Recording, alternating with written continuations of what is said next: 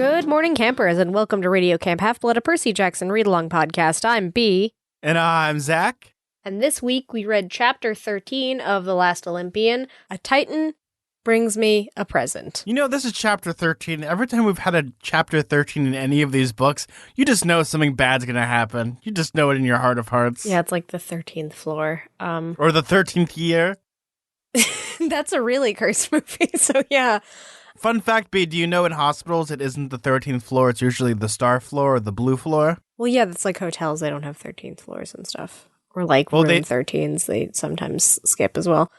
It's kind of, like, you know that it's actually floor 13. Like, just because they skip it doesn't mean it's not there. It's less bad lucky, I get it, yeah.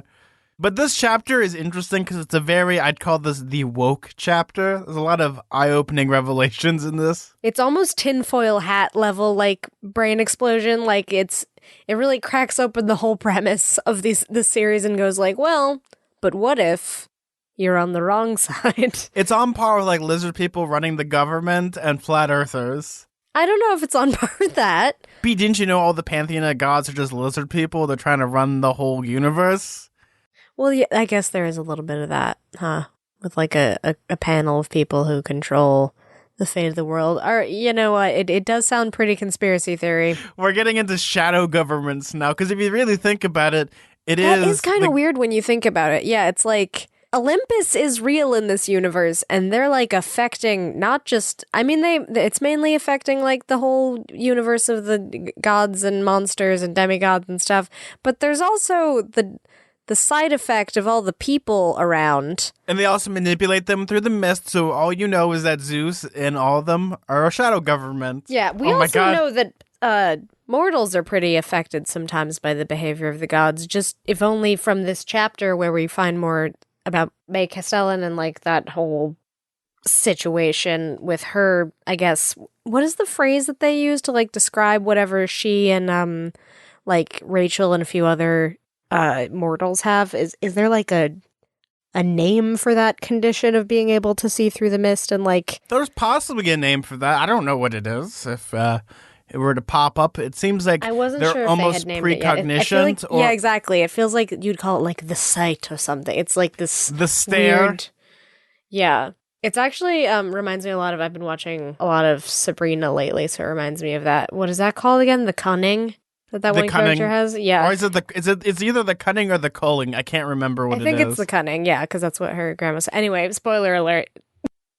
Or in The Simpsons, you got the shinning. Oh, yeah. Don't you mean The Shining? Oh, no, not the Shining. We'll get sued. But it's interesting because you have the situation now where, with this chapter, it's kind of weird because the way we talk about how we talk about Percy Jackson is pretty much exactly beat for beat what Prometheus says. Yeah, it's a little eerie, honestly. Some of like the exact things we have both said on this podcast are just said out of the mouth of Prometheus. B, I have something to tell you. I'm actually Prometheus. I'm still hanging on a rock and a crow's eating my liver right now. We're doing this podcast. I'm sorry. Are you as stylish as him? Yeah, I actually, Prometheus really got into podcasting, so he really wanted to do that. He wanted to do a dinner podcast with the crow, but the crow wouldn't let him.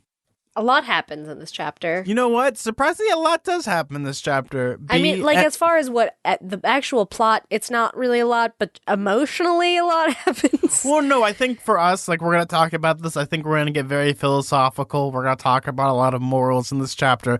That's where the meat and potatoes of this chapter come from. It's like the reader's, like, perception of, like, reality kind of flips on its head a little bit here with this chapter. It's a really, I would call this chapter, you start to think about it more the more you read it, or the less like you have diverged time from it. Because I read this like a couple of days ago. It's kind of stuck with me in thinking about all what Prometheus has had to say.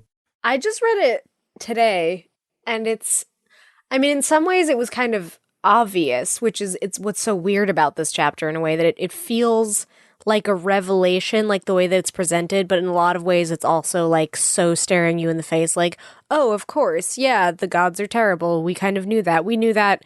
As Percy does a callback to when he like has that whole conversation with Luke about how the gods are petulant and unfair and whatever else, and they like let bad things happen. We knew all that. B, we also knew about this all one musical ago. The gods are real. And they have kids, and those kids have And those kids have issues. issues. Yeah, no, exactly. It's kind of like maybe that's why it feels so like emotionally affecting because it's kind of obvious, and you're like, yeah, I guess that's true. Because it's even you and I who have talked a million times practically about how maybe that Luke, We also yeah, probably have like hours and hours worth of of content of stuff us that we talking cut out. about this. Yeah, like literally. Like we've talked so much about how like not necessarily that Luke is right, but that his sort of like You can understand where he's the coming from. motivations, yeah, like the perspective that led him to be like so far radicalized to the point of like wanting to kill everybody, it came from a kernel of truth. And you know, we've discussed that so much because it's accurate. Like there's reasons why he feels that way. There's also reasons why Percy felt that way to some extent, and how he was even tempted by Luke in that situation, you know, with the scorpion way back. You get the sense that he makes some good points. And in this chapter, again, Prometheus makes some good points, and there's a reason why Percy feels so persuaded Well, also, by it's them. interesting because we have Prometheus telling this, and he's quote unquote the good Titan. Like, he gave human fire as well as like a really bad Ridley Scott movie. But when you look at it, you look at this person, he's coming in with reason. Also, he's like the god pretty much of like foresight. So he's telling Percy everything that he knows, but also he could be lying or he could be telling the truth. It's a lot like you're getting a different perception or you're getting a different point of view. Like, I guess it's like from a certain point of view, he's right in many ways because you need a character that kind of explains things and changes up the status quo in that way. Like, quintessentially, like he's telling Percy that the sky is purple, and then Percy Jackson looks up and the sky is purple. Yeah, it sort of reminds me a little bit of like if you've ever played like a video game and you like kill whatever bad guys are in that game, and then at the end the sort of narrator or something turns to you and goes like, oh, here's what you've been doing all along. You've been working for this cause thinking one thing, but it's actually this other thing, and you're actually like a horrible murderer. It's like kind of like that thing. B, would you kindly explain that a little more to me? Oh yeah, definitely BioShock I was thinking of. BioShock is a good example, but also like I think they also do that in what am I thinking of, that one 8-bit game that's really popular, Undertale. Undertale, If yes. you do like a genocide run or whatever. Well, here's the thing, though. Is like I think of this as like a D&D campaign where like your heroes come in, they start murdering a bunch of people, and then 10 to 15 hours from then, you find out that the people they were murdering were just simple townsfolk, and you're all a bunch of mass murderers. Oh yeah, didn't they? I think they did that in the balance arc of Adventure Zone also. But I mean, it's a pretty common thing that happens in D&D. Yeah. Yeah, there's a lot of examples I can give of this. They're more like fantasy based. Like, I think Brandon Sanderson does a really good job at this. Like, by the end of any book in his series, you're going to have a revelation that's almost earth shattering. That's like, wait, why didn't I think about this? And then all the foreshadowing was set up. Yeah. I mean, any story that's going to have this kind of like hero's journey, like action battle based kind of story, any kind of story like that worth its salt is going to at least analyze what it means to be killing these people or fighting these people or like fighting for the specific cause and like questioning whether you're doing the right thing, because otherwise it's in some ways like this propagandistic idea that like there is a clear moral good and a clear moral bad, that everything is black and white, and that's like not true to real life, and that's certainly not true to like most even fictional scenarios that you could map onto real life. And I don't know, it would be pretty bad for like a kid to read something like that where it was just like, oh, here's what the bad guys are. And I know that there's probably a lot of examples of things that don't analyze that. Obviously, like the best example that we can possibly give that everyone probably understand is the revelation that Darth Vader is Luke's dad. Like, that is like earth shattering, especially like you're following pretty much the worst villain upon villains. Like, he's murdered kids. He's done all these horrible things. Right, and then it like puts into perspective like, oh, right, there's other circumstances that led to this person being that way. That's a little bit different because that's closer to like, oh, here's this villain and they have a backstory. I think there's like a broader sort of thing that's happening here where it's like the whole cause that you're fighting for is corrupt, you know? Well, yes, there's a lot of that, but I think what I'm trying to get at here is like you're looking at it from like a Luke's point of view. Like, Obi-Wan had told him that pretty much, you know, Darth Vader had killed his father, and then you find out, well, I was correct in a certain point of view. The person you knew as Anakin Skywalker. Right, but like he had been lied to, basically. Yeah, he'd been lied to. Right, exactly. So it's like, oh, are they any better because they manipulated you? Or like even like the Harry Potter thing of like them withholding stuff. Actually, there's a lot of Harry Potter kind of echoes in this chapter about like what's like the ethical implications of like people in power knowing like that these kids are going to fulfill this horrible prophecy, and they kind of in some ways like lead them to that, or like don't really do anything to stop it because it's sort of like inevitable. I think the best example, if we're going to use Harry Potter, is it's the conundrum between Grindelwald and Dumbledore. Like, well, they both want to get all these terrible, all these terrible spooky things like the Elder Wand, the Cloak of Invisibility, the Resurrection Stone, but they want to use it for completely different reasons. And you look at it from two separate sides. Like, I won't get into the crimes of Grindelwald because that movie hurts my head to my core. Anyway, what the kind of the point that we're getting at is that there's a lot of complicated, weird moral stuff going on here. Probably not anything more than we haven't already talked about. Like, we've already delved into the valid points of Luke. We've already kind of conceded that to some extent Percy kind of agreed with him in the beginning, and still maybe agreed with him even as he was fighting against him. I think we'll probably get into the chapter and kind of talk about it because there's a lot to unpack here. And also it's like, it goes to the idea of like, we live in an age now where like nothing's black and white. There's a lot of gray in a lot of areas. It doesn't matter where you are. But it's interesting, like you look at this, and even with like the gods and everyone being all powerful, everyone has done terrible things. You have to sift through the bad to say, well, who's done the most good? So this chapter kind of opens up, and Percy Jackson's freaking out because a Titan's coming towards him with a white flag of truce, which is very big. It's like kind of like a gigantic flag. Like, I'm trying to imagine, like, what is it, like the outdoor world, RV world, like those gigantic American flags I'm thinking about. Are you talking about Camping World? Yeah, Camping World, yeah. That we drove past. My favorite amusement park ever. I love that place. The big sea bass. Oh man, so great. Yeah. But for those not in the know, that's the weird place that sells campers near where I live, which it doesn't seem like a real place. It feels very much like a Fairly Odd Parents joke, but it is a real place. It's kind of funny because you see this, he has this white flag of truce, but like any moment now he could just like drop it and just murder everybody, because how are they going to stop an actual Titan? Yeah, it's kind of buck wild that Percy would be like, all right, I guess I'm going to parlay with these people and like discuss whether we're going to like surrender. I don't know. It's the equivalent of like the person's parlaying with a white flag of truce, but they're also in a Sherman tank. I don't know if it's like not wise, but it's kind of ridiculous that he would be like, oh, well, I guess I'm going to trust them. Let's talk to them. I feel like I'm able to reason with them. Do you know they what I did mean? murder like, a bunch of my... Well, there's been an established pattern of people who have been working with Kronos who don't exactly stay true to their word. Do you know what I mean? Like, Luke tricked Annabeth into like holding up the sky. So like, well, see, that's different though, because we're looking at that from a demigod perspective. We're looking at this from a Titan and God perspective, where they hold these things like the flag of truce. They hold these things as like ancient law they cannot break. Right, that's true. They very strongly believe in like these codes, which is kind of like the weird thing about the Titans and the gods, is that regardless of like what side they're on, they kind of like abide by these laws, maybe even to their detriment, which we'll talk about a little bit with Hermes. It reminds me a lot of like medieval hospitality, and how like when you go into a person's house and you have bread and salt, pretty much you're under these ancient laws or like cultural things of like no one can harm you while you're there.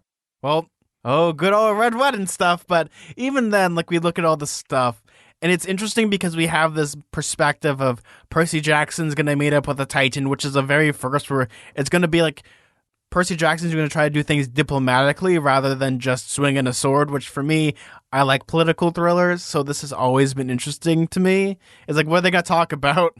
Yeah, though Percy maybe not the best at this. I really do wish that in this scenario Annabeth was doing better and could help him in like navigating this whole like political, complicated conversation that he's having. This isn't really his strength. He has ADHD. I mean, they all do, but like his like strength is in battle reflexes and fighting people, and I guess to some extent like making weird rash decisions that end up working out, but certainly not like having important like ideological conversations about what it means to like fight for the greater good. Well, it's funny because you look at this and the person that's really capable and very logical about this is kind of dying on a couch right now. So they couldn't even like really have this battle. It's actually kind of interesting. A lot of the things that Percy Jackson is dealing with is something that Annabeth would be perfect at, but she's kind of like out of play right now. And it's Percy Jackson by himself. I don't know if that's all intentional. Like obviously this scene could have happened regardless of what was happening with Annabeth, but it does really put into sharp relief when she's not there when these kinds of situations come up, because you're like, oh, this isn't really his strength at all. Like absolutely Annabeth would be there helping him, and of course, you know, he has his other friends. He has Talia and he has Grover giving him advice and telling him not to listen to Prometheus, but the presence of Annabeth is certainly missed. But even then, with like Grover and Thalia, they're coming in it from different perspectives. Thalia is a hunter of Artemis and is going to follow the gods no matter what. If not, she'll die. And Grover is the same thing, that he's lost his god Pan, and he's coming from it from a different perspective, whereas Annabeth kind of like realizes that her mom is okay, but also she is the god of like war strategy, like with Athena, so she'll think about things from a different point of view than just shoot it with an arrow and kill it. Just imagine if Clarice was here and she was the one that had to talk to them. Oh my god, this would be comedy gold. No, well, Clarice would never surrender anything. She wouldn't surrender a ham sandwich. Like she's too stubborn. I'm just imagining that, like, they're in, like, the dining pavilion, and Percy's like, hey, Clarice, can I have that sandwich if you're not going to eat it? And she's like, no, I'm full, but I'm going to eat it anyways. And she just eats and, like... And I'll look right at you. Yeah, exactly. Like, that's sort of the energy of Clarice. So certainly she would not be good in this situation. But that's kind of why, to some extent, Clarice and Annabeth are so funny when they're near each other, because it's literally, like, opposites. You know what I mean? Well, if it was Clarice, it would be scorched earth policy. Like, well... we're not going to have it, so you're not going to have it. But then again, I guess the Titans would win because all they want is Mount Olympus. Yeah. So pretty much no one can have nice things. That's what they say. Yes. So what is interesting about this is that the person that they bring to pretty much like settle this dispute and like, you guys need to surrender, is actually Prometheus. For people that don't know, Prometheus was the Titan that brought humans fire and kind of like brought knowledge. And because he was on the side of the gods, typical Zeus format, he punished him by chaining him to a rock, and a crow came and ate his liver every night. It would grow back. Yep. Greek mythology for everybody. Woohoo! Yeah, we don't really see that side of the gods a lot in, like, the contemporary setting of Percy Jackson, but you do have to remind yourself that they've done a lot of really petty, horrible things. And I think that a lot of times when Percy meets a new titan or a god or, like, some sort of forgotten character from ancient Greek history, it's sort of oftentimes is like, hey, BT dubs, remember this terrible thing that exists in mythology? Yeah, those gods also did that. They were the same guys, and Percy has to reckon with that and go, oh, right, yeah, I guess that was the same guy, huh? Well, a good example of this is Medusa. Like, you know, she was beautiful, and Athena turned her into a snake woman. And I guess to some people, it's a really powerful thing. To other people, it's a curse. And it's interesting because you can look at it, actually that's a prime example of what we're going to be talking about today. It's kind of like the morals of the gods almost, and kind of like, do two wrongs make a right, or it's pretty much like, is everyone terrible and should we nuke the planet from orbit and start a new pantheon? I just keep thinking of like that subreddit, Am I the A-hole? And it's like just the gods like describing what they did and being like, am I the A-hole? It's like, but then everyone would just vote that it's like, you're all jerks here, basically. Like, they're all terrible. Like, the Titans are terrible, the gods are terrible to some extent, some of the demigods have been pretty terrible. Like, there's no winners here, you know? It's funny because they bring up the Trojan War, and that was caused, I believe, by Aphrodite. Like, two people fell in love, and then thousands upon millions of people died because of it. It's like the exact same thing. Like, well, Aphrodite's doing her thing, but thousands upon millions of people are going to die because of the result of love.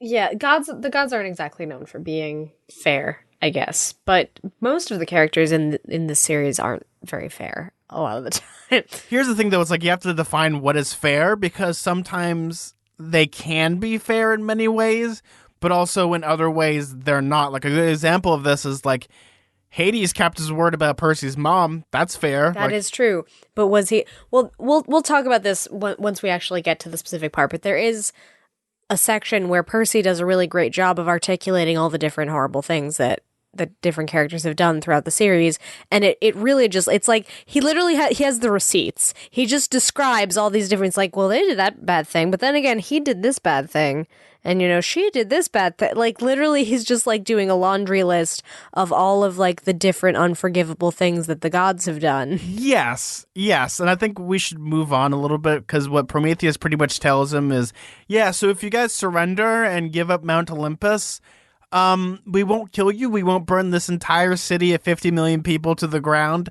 And you guys will get to live, and they'll be awesome, and you might be able to join us. Yeah, well, okay, so let's just get this out of the way. I don't know. I can't really ask you, do you believe this? Because you've already read this, but... No, you can ask me. That sounds like something... Would you believe this if you were Percy? Would you be like, yeah, I guess I'll take his word for it? Because I don't know if I would. Like, he seems like he's doing this from, like, a good place. Like, again, like you said, Prometheus, he's one of the quote-unquote good titans. He has a soft spot in his heart for heroes. As he mentioned, the reason that he's not cursed as he was before is because of Hercules. So he kind of, like... And he took the god side in the last war and told Kronos that he was going to lose. So there's a lot of, like... weird gray area when it comes to Prometheus as a character. Like, just because he's taking the side of the Titans right now because he believes that they're going to win doesn't necessarily mean that he has their worst interests in his mind when he's making this deal. It's kind of complicated. Then again, he is on the Titan side, so, like, of course, he's going to say whatever in order for them to win. So this is what I'll say about this, and it's like, from my perspective as an actual, let's say I'm there in Percy's shoes, is that it's hard to believe them, but also you have to take everything again, like the gods and the Titans, they're going to act the same way as they've always done. It's like this weird cycle. So it's like, should you believe them? Should you not? Though, if you're looking at this from a writer's point of view, if it was Kronos who came and pretty much gave those demands, would it be harder to believe? Yes, absolutely. Yeah, so it's like you're looking at this like you're bringing like the person that's like... But strategically speaking, it's such a great move to send Prometheus. If it was Cronus pulling the strings the whole time and making them lie, you know what I mean? He would pick Prometheus to go and talk to Percy. It wouldn't be him, because every time an actual villain comes up to a hero and says, oh, I'll cut you a deal, you have to trust me, that's not going to work the same way as, like, this weird sort of third party who, like, his allegiances aren't as cut and dry. Well, here's the thing, though, and this is no pun intended. Percy Jackson and Prometheus are playing with fire here, because Prometheus knows that pretty much you're giving us this flag of truce and you're giving it to all these kids who are pretty much watching their friends die left and right. Percy Jackson doesn't have to make the choice, but if it's the greater, like, whole of all the people, like, I guarantee you, many outweigh the one person.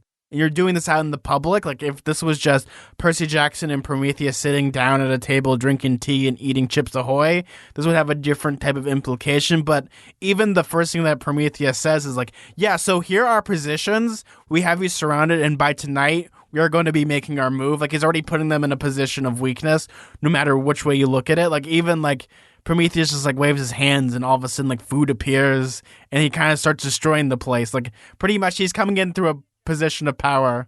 Well, they do a good job of explaining why Percy takes Prometheus at his word. And I'm just going to read a little bit of this passage where he kind of describes that, he's able to see what's going to happen. That's why he's always picked the winning sides in these wars, is because he knows the ultimate result. And that's kind of why he's there. He's like, I know what's going to happen. I'm here hoping you'll listen to reason, because I know that either you're going to surrender now or you're going to surrender later. But ultimately, it's just, two bad choices. This first choice is, like, I guess, limits the harm that's going to happen, is kind of like the pitch he's giving to Percy. To which Percy responds like this. So yeah, tonight Kronos will attack.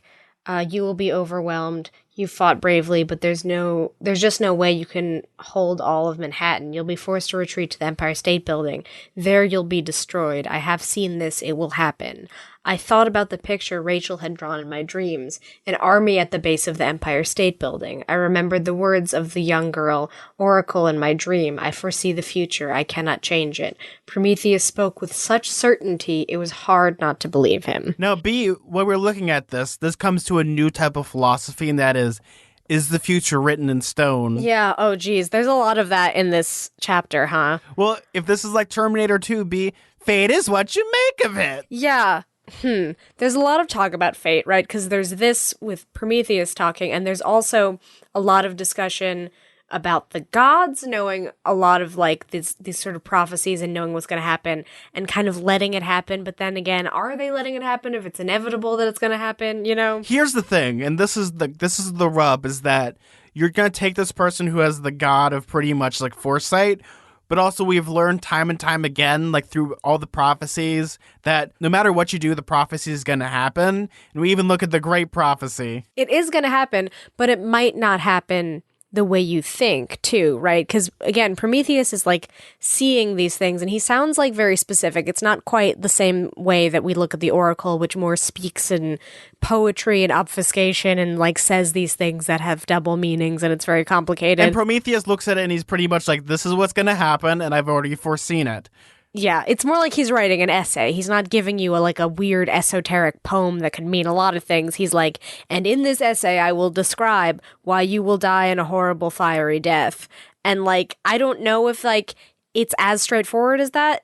We haven't dealt with Prometheus before and what his visions mean. Now, what I'll say about this, B, is that we have two types of conflicting conjecture. We have the great prophecy, the prophecy that's pretty much like the three gods. Yeah, you don't have kids because if one of them gets to be 16, things will go bad. But also you're getting the conjecture from a Titan, like which one's going to win out here. If Percy Jackson like looks at the pros and cons, you know, a Titan can actually lie, whereas the Oracle of Delphi can't. The Oracle can't lie. That's true. That's true. So it also has a lot to do with his ability to convince Percy that he's telling the truth. And I think Grover makes a good point, right, where Prometheus says that he says, Percy, I'm the Titan of forethought, I know what's going to happen.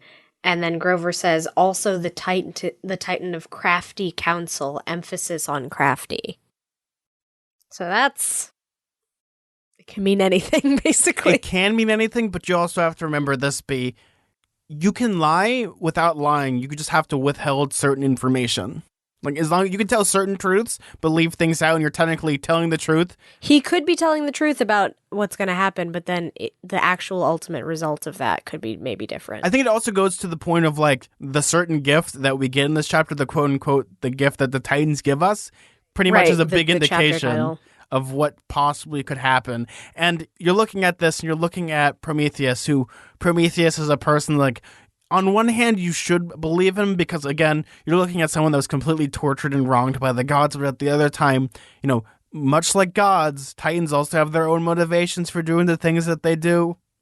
And it's hard to, like, look at this chapter and, like, who's right and who's wrong because you're looking at it, unless you tie him up to, like, a chair and put him onto a lie detector, you won't really know what their plans are because, once again, people have certain motivations. Like, we look at this and you look at the example that he gives of him and Calypso, and both of them pretty much did nothing wrong, but yet they're punished. Right, exactly. He says, oh, here's this eternal curse that we both had to suffer for reasons that aren't very fair. And it's kind of interesting because then he does brush to the side a little bit that he has other motivations other than, you know, out of the goodness of his own heart, trying to help Percy, like, I guess, not save himself, but at least eliminate, like, sort of, not even eliminate, but sort of like hedge the amount of harm that's caused. Like, he believes that no matter what harm is going to happen, but if Percy surrenders now, it's going to be a little bit less terrible, is what he's saying. But he also has reasons to want Zeus to be destroyed. He specifically has a thing against Zeus because of what happened to him. Yeah, he also has a personal agenda, but then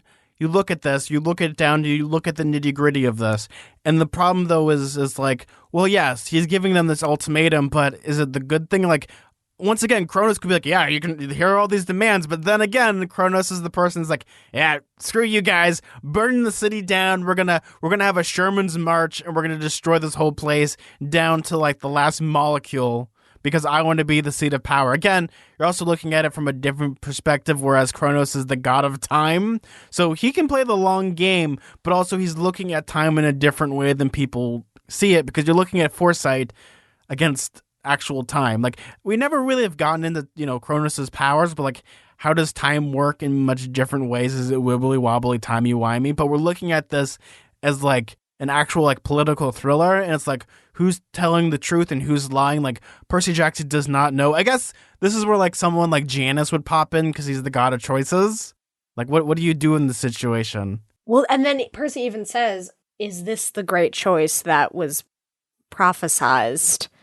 Is it all boiled down to this of like either he surrenders and then I guess he would be saving New York if we're to believe what Prometheus is saying, he would save New York, and I guess people would be spared and the innocent bystanders would be spared, and it would only be Olympus that's destroyed, quote unquote only. Again, the far-reaching implications of what that would mean, who knows? Well, this puts Percy into like a rock and a hard place. I guess those are also Greek terms now, which is funny to me. Percy's now weighing like the needs of the many. Do they outweigh the needs of the few? Because you can save the Greek gods and pretty much thousands upon millions of people will die, or he sacrifices the gods and millions will be saved, and he'll still be quote-unquote a hero. If you're to believe exactly what Prometheus is saying. Again, like it could be complicated. And it's interesting because I love this type of stuff because you don't know what's going to happen, and it's hard to like, well, Percy Jackson could say this, but then every time he says something, Prometheus has a retort that actually makes more sense. I think what makes a good villain or makes a good political thriller is you don't know which side to really go on until it's too late. Like, you have to make that choice, and it's good or bad, but in the end, there's always going to have to be a choice, and the choice might not be the best choice you could possibly make, but it might be the one at that time. It's to limit, it's based on your limited amount of knowledge, based on what people are telling you that may or may not be true. It's based on, like, what you think is going to happen and how much, like, harm you're trying to limit, and it's very complicated and difficult for Percy when he's just one guy. I mean, it's kind of a lot to put on him. Like, it's up to you to choose which one of these is going to ultimately be better, and also like up to you to decide whether or not this guy actually has his best interest at heart, which is like, who even knows? We just met him. Yeah, and there's the other thing, like, he's a new character, we don't know him, and through all the other experiences of Titans, not the best people. I mean, we have Bob. Bob's fun, but everyone else has tried to kill Percy time and time again. First, Bob tried to kill him also, but then, forgot who he was for a minute there. Well, he became their amigo. Bob's cool. He has a special place in my heart. Yeah, I miss Bob. I hope Bob makes a weird cameo in this. Maybe Bob might make the choice for them. Oh my god, this would be so great. No, but it's hard, and also on top of this, Percy Jackson's kind of distracted because Ethan Nakamura's there. We finally get the weird backstory of like how he lost his eye, which is like, oh man, this is hardcore history. Oh god, yeah, this whole stressful conversation. I still really, really hate Ethan. Like, he's less like cartoonishly evil in this scenario. Like, obviously they kind of give him more of a justification for why he acts that way. But still, I'm like, dude, like, get over yourself. Like, I don't like Luke, but I forgot all about Ethan Nakamura, and I forgot how annoying and terrible he is. Ethan is like Luke, but worse. Because, like, he kind of has the same motivations as Luke, where he's just like, oh, I just want to be respected or whatever. But then he also has this, like, weird blind trust in his mom, who is, like, a god. So he's like, all right, well, she did this for the right reasons. And I'm like, I don't think that that's true, but all right. Yeah, he even talks about, like, well, I gave my eye up for my mom because she said it'll make things right. Like, I mean, she is the god of revenge. Here's the problem, though, is like revenge goes two ways. Like, is it your revenge or her revenge? This whole conversation with Ethan is like totally buck wild, because also Percy says the stuff about you must hate this because, like, of course he doesn't want a truce. He wants to enact revenge because that's like his whole deal. Like, he just loves to fight people, basically, and in this scenario, then, like, that kind of stuff would be eliminated. God, this reminds me a lot of, okay, B, you didn't see The Rise of Skywalker, did you? I did not. Do you mind if I spoil something? I don't really care, but go ahead. I'm giving you permission, asking for the listener audience, though. Okay, in The Rise of Skywalker, we have General Hux, well, yeah. in the movie, it's revealed that he's the secret spy that's been giving the rebels a lot of the secret plans and telling them what's going on. Oh. Wow. You want to know the reason why he gives them the plans? Why? Because he doesn't want Kylo Ren to win. He doesn't care if the First Order loses. He just doesn't want Kylo Ren to win. Because he doesn't like Kylo Ren? Yeah, because he doesn't like Kylo Ren. And it hurts my head every time I think about it. So it's kind of like that Ethan just like hates Percy so much. Yeah, it's the exact same thing. It's like, wait, if Ethan like turns his back, like, I want to kill you, but not through this truth. I want to fight you mano a mano, because I don't want you to win, but I also don't like the Titans, and I hate everybody, and my mom was wrong. It's like, oh, my brain hurts just thinking about this stuff. It's a conundrum. No, but he actually says mom is right, which is totally weird. And like his own, like even Percy says he sounds a lot like Luke. What does he think mother is right? The scorpion conversation or whatever. But then he like justifies his mom and says like this weird stuff about how Nemesis stands for balance. When people have too much good luck, she tears them down. Yeah. She keeps her word, unlike the Olympians. She always pays her debts, good or evil. Like, very ominous stuff he's saying. I'm imagining what she looks like. She looks like the mom from Arrested Development. Yeah, and then whenever someone gets killed, she goes, good for her. Yeah, exactly. Oh, man. She's great. I can't remember her name. She's also an archer, playing exactly herself. How much could a banana cost? $10. Yeah, exactly. No, or she has like her mink coats and stuff. Oh, it's so great. Yeah, I mean, I guess that's your fan cast, I guess. I guess that's my fan cast, yeah. But you look at this and you're looking at a different perspective of like, a lot of demigods hate their parents or they love their parents, but you're looking at Ethan who literally gives an eye up for his mom because it's for the greater good. Yeah, he like loves her, but in this like real twisted way where like he like thinks she did the right thing and that his eye is missing for like an important reason that will be revealed later. Is he gonna like take off his eye patch and start shooting like ancient Greek laser beams? It makes me think a little bit of like that one meme with Mickey Mouse where it's like that's a special secret that we'll use, secret tool that we'll use later or something like that. Oh yeah, I know what you're talking about. Yeah, this is what we're gonna call a foreshadowing. Yeah, I don't. What does he specifically say about his eye? Is he gonna have a Millennium Eye underneath his eye patch? Is that what he's gonna see? He can see people's minds for cheating at children's card game. Let's go! It was payment, he growled. In exchange, she swore to me that one day I would tip the balance of power. I would bring the minor gods respect, and I was a small price to pay. What does that mean? That's so ominous. Well, I mean, obviously he's important because he didn't get blown up by the Princess Andromeda. Yeah, oh no, he's like a named character, and there's definitely something going on with him, but I don't know what. There's so many prophecies happening. Zach, I'm getting a little overwhelmed by the prophecies. There's the Oracle, Ethan has his own prophecy, like, literally everybody has, like, a bunch of prophecies from different people, a bunch of, like, weird, like, and then there's also the thing with Rachel and her having the vision about the burning Empire State Building, like, very Sally from Nightmare Before Christmas, you know, with, like, of the vision of the Christmas tree on fire. B, there's so many prophecies. Every time you talk about them, they charge you 50 cents a minute. Which is, it's kind of hilarious because the whole premise of the show is I'm kind of trying to guess what happens next. But in so many ways, it's like, because there are like a million prophecies happening at once, I'm like, I don't know what any of this means. This is too much. I'm confused. Explain, please. Please explain. Please. Oh man, we need some Madame Lulu up in here. She'll be like, you set things straight. Yeah. God, it's hard because you look at this, B, and it's like Rick Riordan's kind of like really leaning into the gimmick of prophecies. Like this is where it's like prophecies upon prophecies. No, that's like this whole chapter. Yeah, and then of course then we have the stuff about Luke's mom too, which is kind of this weird like rhetorical device that Prometheus is using where he's like, aha, I'm going to force you to have this vision and then you'll see my side of things, which I mean, this vision is like pretty viscerally upsetting, but it also is like, it's like nothing we didn't already know. At least nothing I thought I didn't already know. Like, so this vision that Percy gets is kind of like the way I'm looking at this is you're looking at it from a certain point of view. Like you're looking at it from, I'm going to be using that a lot of certain point of view, but it's like almost like a fly on the wall situation where you're looking at it. And the vision pretty much is that Luke had gone back home with Thalia and Annabeth because Thalia had gotten hurt and he needed medicine. And she's already pretty unhinged. So she's like at that level where she's burning the cookies and wanting Luke to come back. And that's evidenced by Annabeth holding up the burned cookie and like mouthing, "Can we leave?" And so we know that stuff is already going on with her.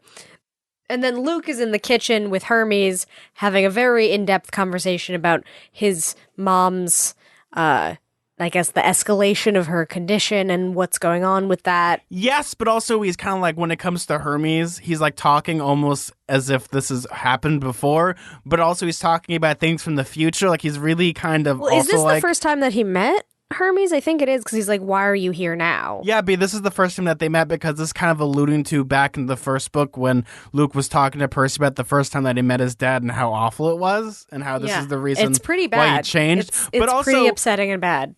But also, it's, again, this is time travel stuff 101. Like, here we are. Hermes knows what's going to happen with Luke because he's already seen this kid's a bad egg, and he's forcing it to happen. This is like a causality loop. Like, he's causing the thing to happen. Like, less forcing it to happen and more just being like, it's really messed up, actually. He's sort of just like letting it happen, but well, like... no, he has to let it happen, I guess. This is Yeah. like, I think that's kind of the point of this, is like, whatever has to happen needs to happen, or things are going to go wrong. Again, this is like some Back to the Future stuff. It's like things are written in stone. I guess it's more like, don't use Back to the Future. It's a lot like Doctor Who, how there's fixed points in time that you cannot change, and then there's wibbly wobbly, chimey wimey stuff. Some things you can change, but some things you can. Yeah, I guess that's probably the closest to the model that Percy Jackson's using, that I'm not entirely sure, but I don't know.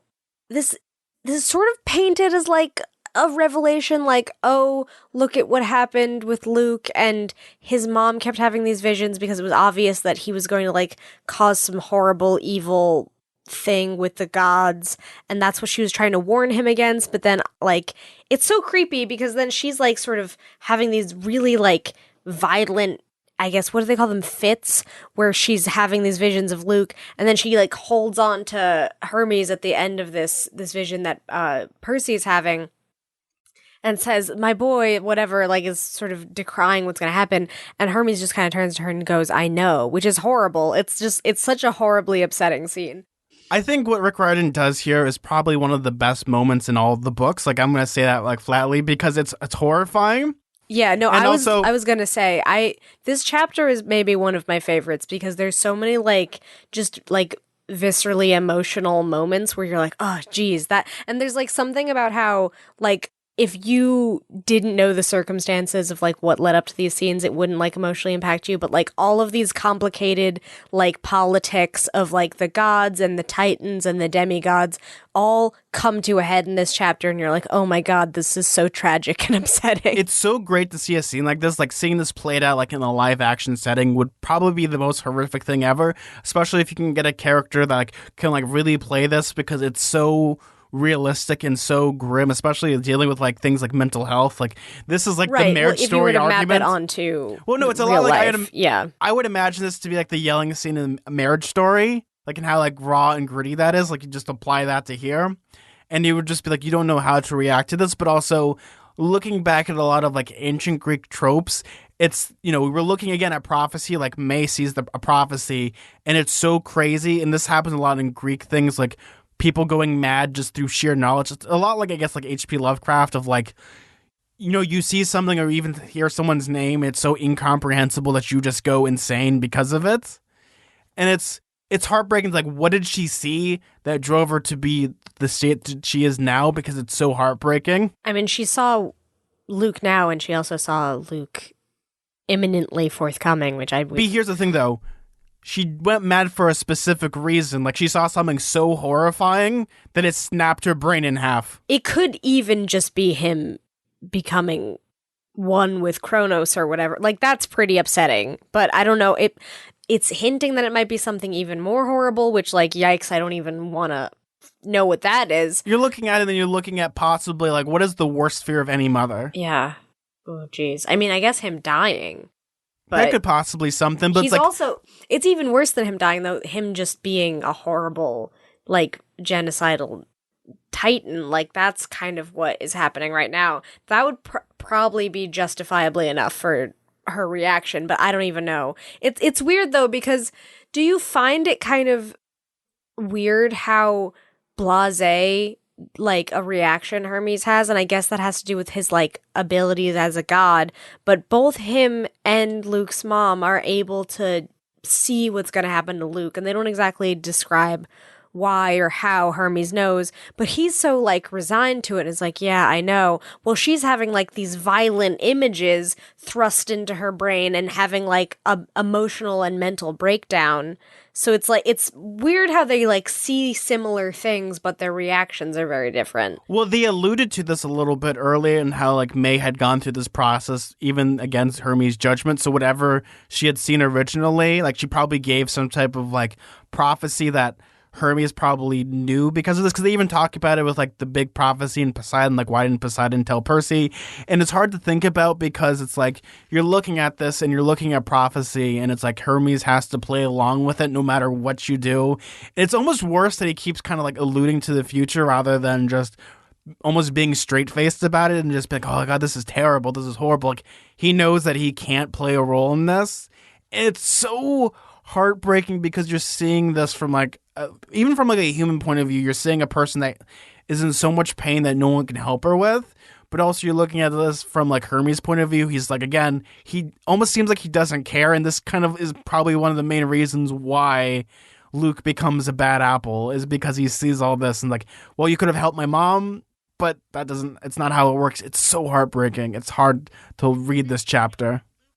And then, you know, like Luke is yelling at him like, you don't care about, because he knows that his dad knows, which is like a really messed up scenario. Like he's not even hiding it. He's like, oh yeah, I know this is going to happen to you. Like maybe one of the most messed up things that happen in that conversation between him and Hermes is when he says, oh, I'll give you a quest so that at least then you can be like a hero before what happens, basically. It's like it's so horrible. And then that is like weirdly it's like this very That's So Raven, like what I do to prevent the future causes the future thing, where him giving him a quest and then being injured and like holding it against his dad, like why would he do this to me, is part of what like makes Luke become this radicalized person who hates the gods.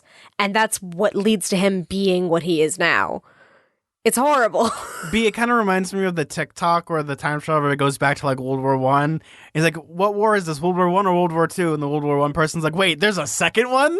Yeah, exactly. Well, yeah, because then it was the Great War. They weren't exactly aware war of the to next end all one. Wars. Yeah, exactly. Didn't work out that way. Remember how funny that is? Like, we're going to stop doing war and then World War II is going to happen. Well, now we've atomized people. Maybe we should stop having war.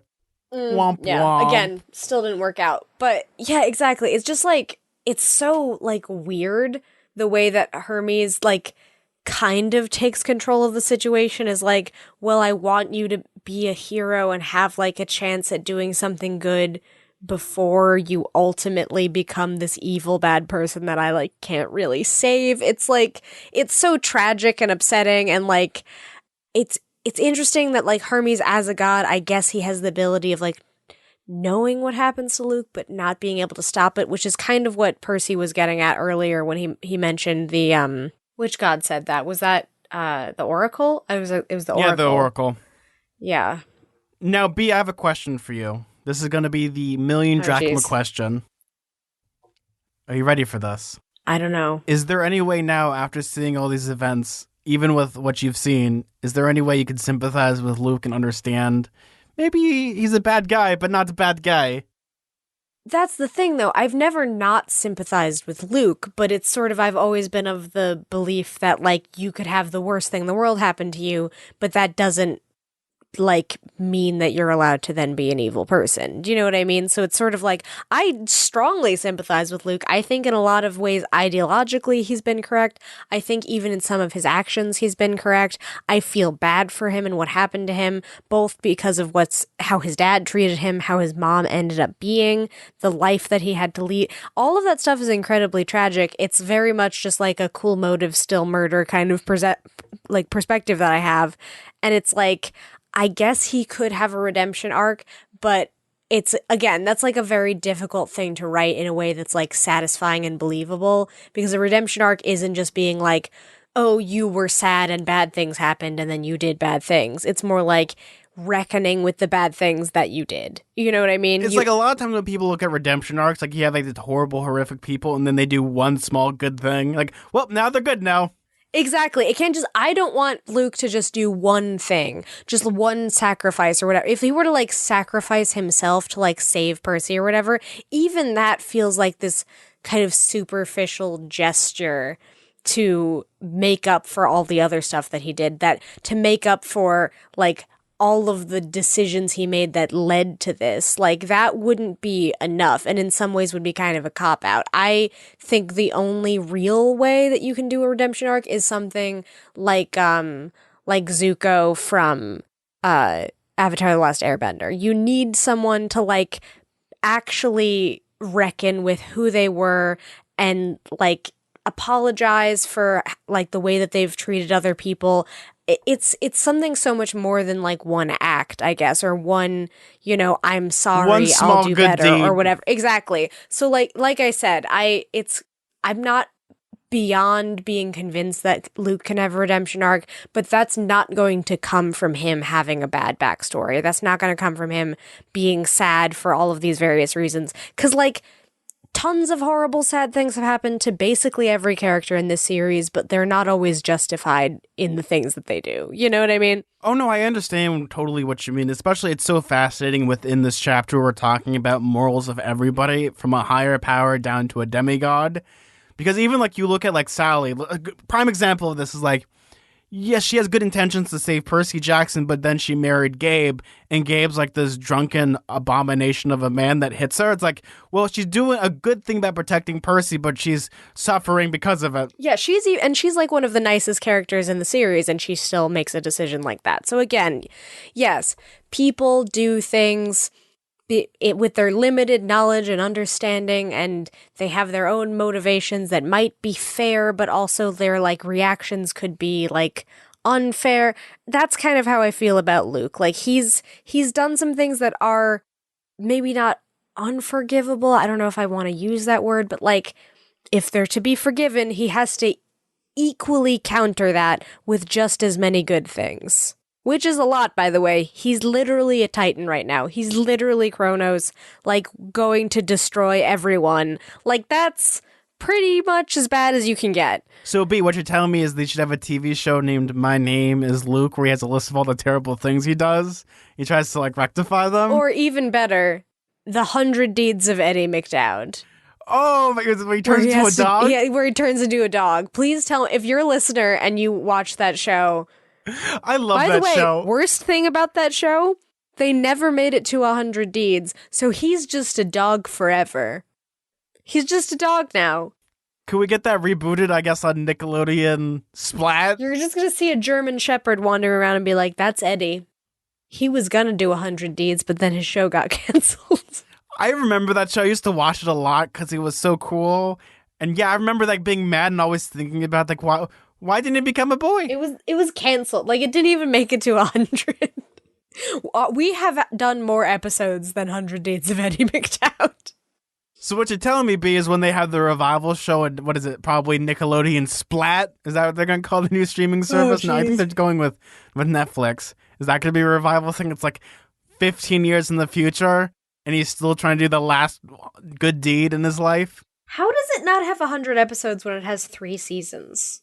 I feel like they could have gotten that done. Well, an average season's 24 episodes. 24. That's true. So they needed one more season, basically. See, again, you can get that revival series. You get all the people back, and you have, like, he has to do his one good deed, and then becomes a boy again when everyone else is, like, 45. Is he not a German Shepherd? What kind of dog is that? I thought he was a Jack Russell Terrier. No, he was he's like definitely not Jack Russell. No, you're thinking of Wishbone. No, Wishbone has a special place in my heart, but I just remember it being a cute dog that he turns into. And he's like a bigger dog. I also remember the weird, creepy old man that turns him into a dog. Is just like, he has like a beard. Oh, yes, there is a weird, creepy old man. Wow, that ran from 1999 to 2002, which is like, what a snapshot of time that is. Is that the same show? I think I remember there's an episode with the kid from Like Mike's in it. And then he also got his own show. I couldn't tell you. This is where my brain goes. I can make connections about What dumb kind of stuff dog like is this. that? It looks like some sort of Is it a like bulldog? sheepdog. No, no, definitely not. It Well, looks I'm like some not sort gonna of look at it, sheepdog. but everyone should watch that show. It's actually a good little Nickelodeon sitcom. It was like a Nick at Night show. I used to watch it religiously.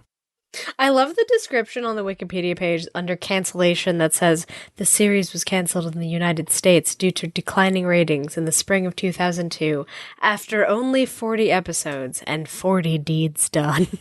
It's like so sad. Oh man, this is terrible. He's in purgatory now. However, the series was such a hit in Europe that it was released on European Amazon video platforms like France's Amazon.fr. What? Why don't they revive it then? Oh man. Ugh. Why France specifically? That seems so random. Gotta remember, B, the French love Jerry Lewis and weird stuff. Yes, I like the one with the petit chien, you know, the dog, and he does the good deeds. It is very good. The American show. Oui, oui, mon ami. Oh man, this is great. Anyway, were we talking about Luke? I don't know. Well, He has no, we to wanted. be turned into a dog and then do Yeah. 100 deeds, is what the point I was Is that going to be making. what's going to happen at the end of the series? Luke's going to redeem himself and Zeus is going to turn him into a dog? Yeah. Oh, that'd be so Basically. great. Oh, I love it. I mean, until he was turned into a tree, there are weirder things that have happened. they'll turn him into like a snail or they'll turn him into like a pug. So he'll at least be God's little mistake. Oh, I guess that would be very much like at the end of Emperor's New Groove where Yzma gets turned into a cat. Yeah, but somehow finds a way to turn herself back but still has a tail. Yeah. Squeak, squeakin', squeak, squeakin'. Wow, if you're not a 90s kid and you're listening to this, we just sound like we're having an episode. But so this chapter kind of ends in an interesting way where the gift that Prometheus has given them is actually Pandora's jar. Yeah, Pandora never had a box, which I guess makes sense because ancient Greeks had a lot more jars lying around. I guess that was probably like Rick Riordan rooting at the source. Like, wait a second, they didn't have boxes, they had a jar. Is that like a canonical mythological thing that he mentioned, or is that just like a weird like Rick-ism that he decided to make it a jar? B, if this was a weird Rickism, it would be a lot like the movie Kazam. It would be like a boombox or like a Rubik's Cube. It would be something more Americanism. It would probably be like, I don't know, a mystery box? A loot crate? Actually, that's what it would probably be now. It would be a loot crate. Oh yeah, the container mentioned in the original story was actually a large storage jar, but the word was later mistranslated as box. So okay, yeah, he's like actually using He's rooting at the mythology. source. So yeah. I imagine that to be the case because I'm looking at this, and when Rick Riordan's like really like looks at Greek mythology, like that seems like he actually points it out. That seems like he'd done his research. Which makes sense. Again, this is a didactic type of story. He's teaching you about mythology. He doesn't want to perpetuate something. I was going to say a myth. That's A false confusing. 'Cause it's narrative? yeah, it's a false narrative about a myth. That sounds like it makes no sense. B, what you're telling me is that they should release the box cut of Pandora's box? Oh, man. Anyway, it's a jar. It's not really that important that it's a jar. Either way, she was in there. Well, no, she wasn't in there. She owned it. No, B, she has the jar, she opened it up, and pretty much the apocalypse happened. But the Yeah. only thing left in the jar was hope. Hope was in there, is what I... But I find it so interesting that the ending of this is pretty much Prometheus is like, yeah, here's the jar. You just open it up and you let your hope out. So pretty much you give up all hope entirely and we'll know and you'll surrender and everything will be A-okay. Isn't that right, chum? Like, what? Yeah, there's a lot of weird implications of that. A lot of metaphorical implications. I guess hope isn't just a concept too. It's It's like a god. it's like a being, Yeah, hope's which a being. is weird. I never knew that. That changes it. Yeah, it's kind of depressing, but if you think about it, I know like 16 people named Hope, so maybe this might be a good thing. She's like maybe it might be she's a bad like thing. a genie, sort of. I guess. This is where I'm getting the Kazam references from. So you got a green egg and a hammock. Oh man, did you ever see Kazam B? I did not. Do you know what the premise of that movie is? There's a genie. Basically. Shaquille O'Neal plays a genie in a boombox. Oh, I didn't know he was in a boombox. I must have seen that movie. Everyone gets that confused with Sinbad being the genie, but it was Yes, it I was know. Shaq. It's like the Mandela effect. It is the Mandela effect. Though my favorite line of the entire thing is Shaq does a rap in there and he says, "Let's green eggs and ham it." The 90s weren't real, were they? They could have been. I don't know. I was like 3 at the time. So B, let's green eggs and ham it. Uh, what is the name of the next chapter?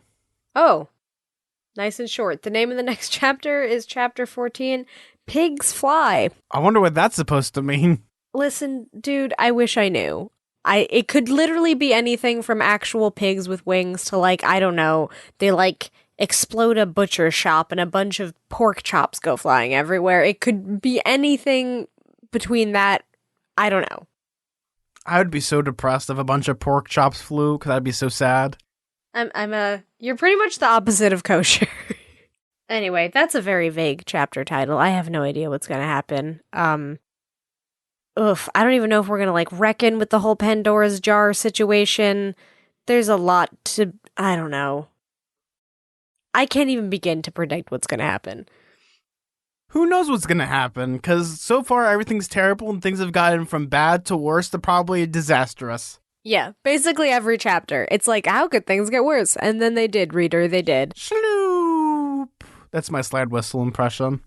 We need to just get a slide whistle. Be you gonna pay for the slide whistle? Yeah, I'll invest my 5 cents on getting us a pack from Amazon of slide whistles of like 1 billion, probably, because you have to buy like a lot of them. Can someone donate us some slide whistles? I'm pretty sure that the podcast Oh No, Ross and Carrie has a slide whistle. I would love a branded slide whistle for Percy Jackson. So we're not the only ones. I'm so cheap that I just don't want to get like a slide whistle effect. It has to be done. Like I'm such a prima donna. It needs to be done live in the studio with a professional slide whistler that has like a Grammy. So B, if you need me, I'm going to be in my official slide whistle trailer. I'm going to have like the slide whistle mobile. It's right next to the Wiener mobile. Sounds good. Or I guess I could make us a slide whistle. No, B, it has to be a gold-plated diamond obsidian slide whistle. I have made whistles before. I know that sounds like a made-up whimsical thing I just said, but I actually have made them. So B, what you're telling me is you took up whittling? No, it was made out of ceramic, but close. Okay. I keep forgetting your first major was sculpting. Yeah, exactly. I actually did that back in high school, but same idea. So B, you want to read some emails? I do. We got a few this week. We got an email from someone, sorry if I'm butchering your name, No, who says, "Hi, Zach and B, long time read, right? Well, I just wanted to send this email to say that I continued to be a loyal listener / fan and that you are both doing great, as usual, smiley face. Basically, I wanted to make you feel appreciated for all the work you have with the podcast, despite doing it with a friend.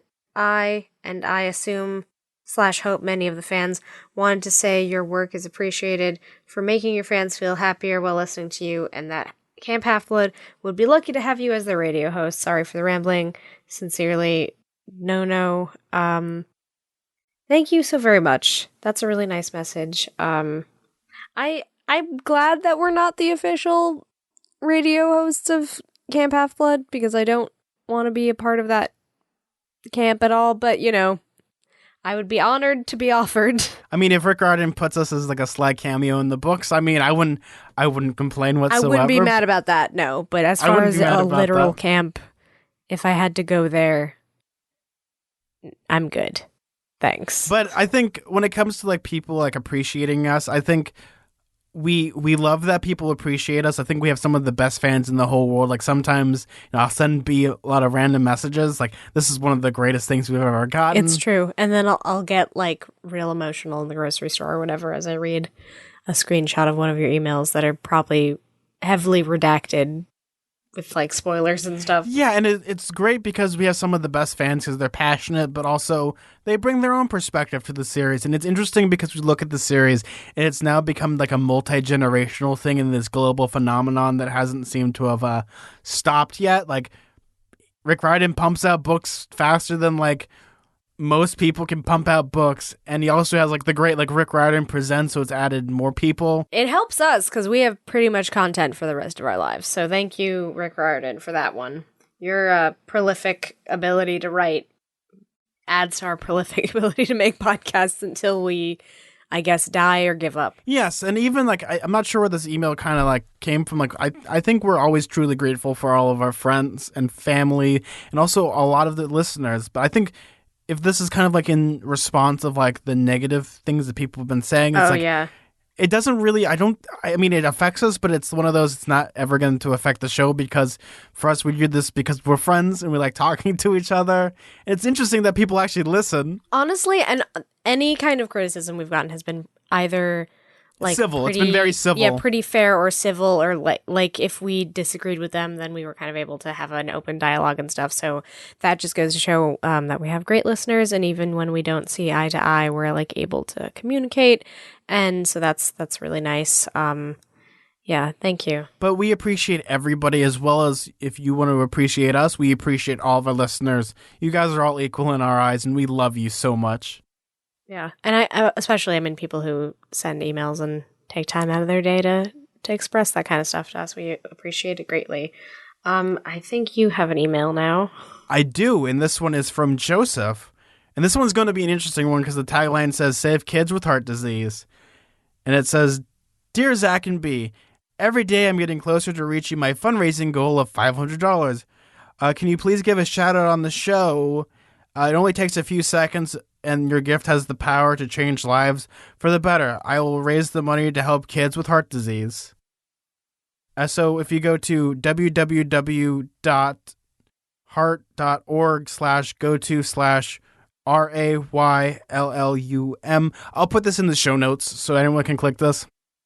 Yeah, put that in the show notes. I think if you post that on the official Twitter, I will definitely retweet it as well and put it on our social media and stuff.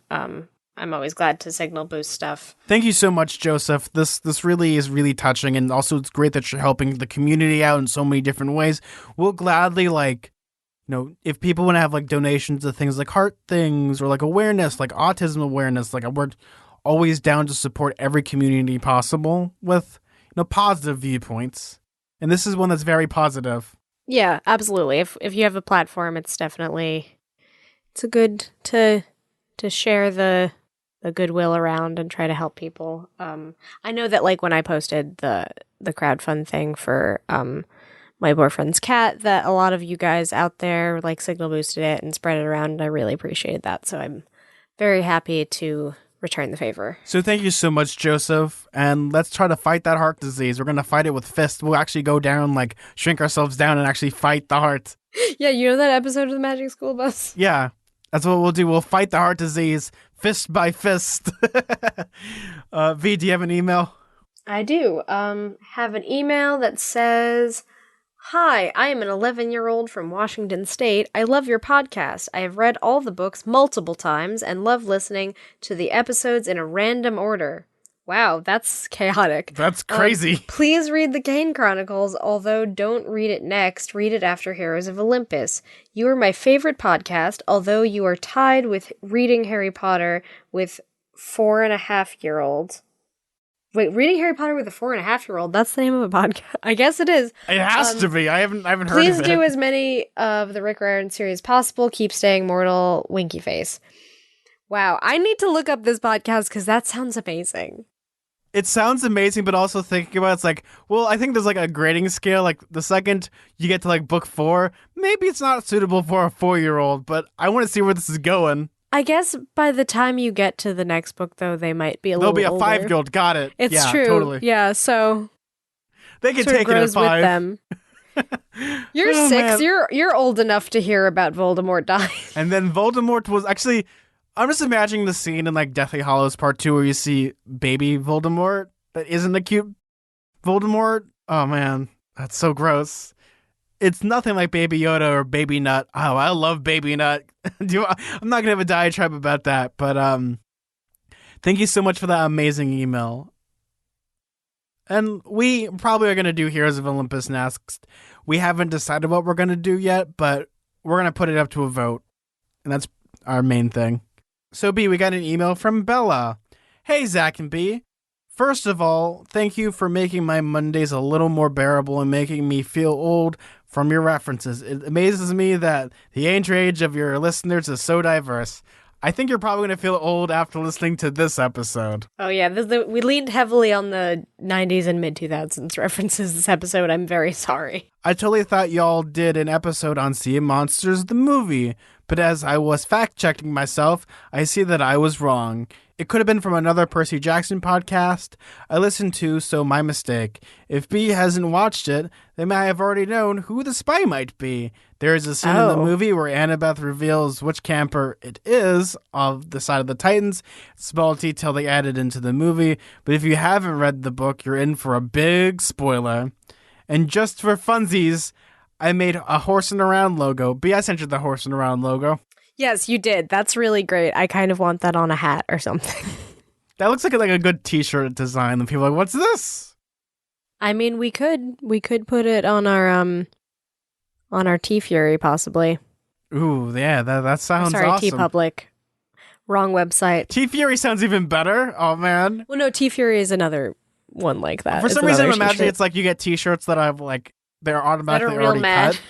No, not that they're mad. They're like they're shirts for like working out. They're like you cut the sleeves off and stuff. Mm-hmm. Or like, T-Fury with an IE. Or do we have like wings? Are we like Furies? Do I have like bat wings? Exactly. Oh, that'd be great. But B, now I guess I don't remember that because we haven't watched Sea of Monsters, and it's a movie that might actually destroy me if we watch it. But who do you think the spy is? I think we've already talked about this. I don't know. I don't know. I've made a few guesses. I don't know. I feel like I'm going to be wrong no matter what. I'm not leaning towards any character at this point. Oh man, so no one's a spy? I mean, I'm sure someone's the spy. It has to be a somewhat significant character, but I feel like every character I think of is like a red herring. I don't think it's any one of like the most like prominent main characters because that, I don't know, that just doesn't seem... Maybe I'm going to eat my words, and it's going to be like Annabeth or someone ridiculous like that, but I have no idea. Who knows? Because it's interesting that it's in the second movie. Why would they do that? Because they wanted to backtrack and save time so they didn't have to do Titan's Curse. That's so... What if someone watched that and they didn't read the third... Anyway, I'm just mad. We got one from Andrew who says, "Hi, I'm Andrew, and I'm 32 and always loved these books since my early 20s. I just recently stumbled across your podcast, and I was really shocked that there was only one podcast about Percy Jackson. I actually love the one chapter a week. I've been following along, reading that one chapter a week, and find it enjoyable. I believe the two of you are doing an absolutely amazing job, and hopefully you can keep it going and stay immortal." So we're actually not the only Percy Jackson podcast now. I think we may have been one of the only active ones when we started, but now there's like 2 or 3 more. Yeah, there's a few more. There's Floor 600, there's Demipod, and then I think a Damn Fine Podcast. Yeah, that one too. Yeah, so there's at least like 3 more. There might even be other ones if you like look in the related on Apple Podcasts. I wouldn't say that we're the first Percy Jackson podcast, but I think we might be the one that kind of set a trend of like, let's start doing Percy Jackson podcasts. Yeah. Wow, we're so Which is awesome to me. Like, I think some people have said, like, how do you feel about having other Percy Jackson podcasts? Would you like that competition? And I'm like, no, because people have different perspectives of the series. And if there could be a million Harry Potter podcasts, there can be a million Percy Jackson podcasts. And I don't care. God, I'm looking at all of, like, the listeners also subscribe to thing. And, like, there's so many Harry Potter podcasts. You guys out there listen to so many Harry Potter podcasts in addition to ours. That makes it sound like we do a Harry Potter podcast. We do not. Fun fact, B, I don't remember which podcast it was, but the most subscribed to were Nightmare on Fear Street, Unfortunate Associates, and Radio Camp Apple. I'm like, wait a second, I think there's a trend here. Yeah. Now, for some reason, I'm seeing Hogwarts Radio, which I wasn't... I see that a lot. That's a lot of... It might also have to do with analytics because things keep changing a lot. Literally all of them are Harry Potter podcasts except for... Unfortunate Associates. Unfortunate Associates. Literally every other one is a Harry Potter podcast. There are so many. And there's nothing wrong with that. And there's No, plenty there's of nothing them that wrong I'd with that, love but to I'm talk. just like amazed at how much content the Harry Potter fandom is able to create. Like just so much fanfic, so many podcasts, so much art. Well, Harry Potter is the voice of an entire Yeah, no, generation. it's a prolific fandom for sure because it's like ubiquitous, but it's kind of crazy. Hey, I've always wanted to do professional Quidditch playing because that looks like so much fun and also some great exercise. I knew someone who played Quidditch actually. There was like a Quidditch league in New York that I knew about. Anyway, that's what happens when you're part of the nerd fighter community in the mid 2000s is you know a lot of Quidditch players. That you also know Neil deGrasse Tyson's daughter. That's how you know. That's the people you end up hanging out with when you live that kind of life. No, that's exactly the type of life that I imagine you being. And then I like look at my life and I'm like, well, I know a lot of people that do horror movies and also are in horror movies, and also a daily conversation is like, if I was to blow this person's head up, how would it look on screen? Average conversation for me. We're never not on brand, Zach. We're never not on brand. I think there was like someone tweeted like, what's the weirdest place you've ever recorded a podcast? And I was like, well, I recorded a podcast in the middle of the night in a graveyard before. Never a dull moment. Unfortunately, we didn't get any Apple Podcast reviews this week. Thank you guys so much for listening to another amazing episode of Radio Camp Half-Blood. B, where can they find you on the social medias? You can find me on Twitter and Instagram at bkelleygorman, and you can find me on Tumblr at twinpoetry.tumblr.com. If you want to find me, you can find me on Twitter at Suda41, that's SUDA41. If you want to follow our show on Twitter, that's at halfblood_radio. If you want to email the show, you can email us at radiocamphalfblood@gmail.com. We have t-shirts available at TeePublic, so go to www.tpublic.com. We also have a Patreon/RadioCampHalfBlood. We do got some stuff coming up, so stay tuned for that. Ooh, we're kind of excited. Thank you guys so much. You guys are all amazing. Well, guys, I'm Zach. I'm B. Let's keep staying mortal. See ya. Bye, guys.